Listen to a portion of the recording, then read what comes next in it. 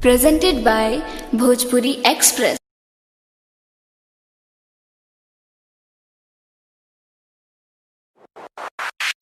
Beat nale hale usuita gela. Beat nale hale usuita gela. Presented by Sai Recording Studio, Delhi.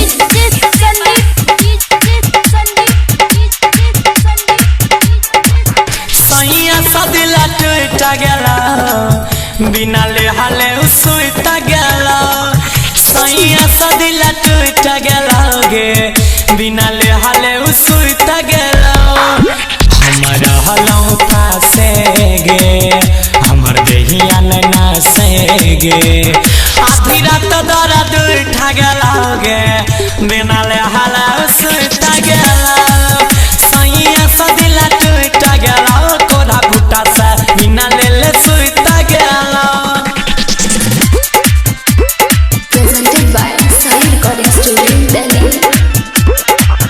बिनाले हाला सुता गेला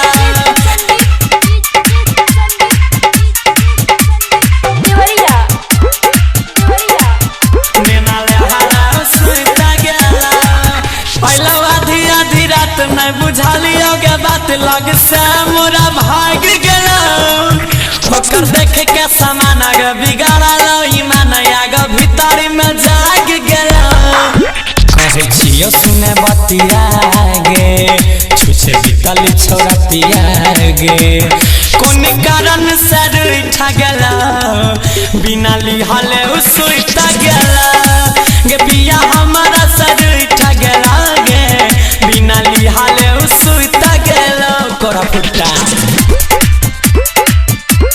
Presented by Sai Recording Studio, Delhi. बिना लिहाले उसूता गेलो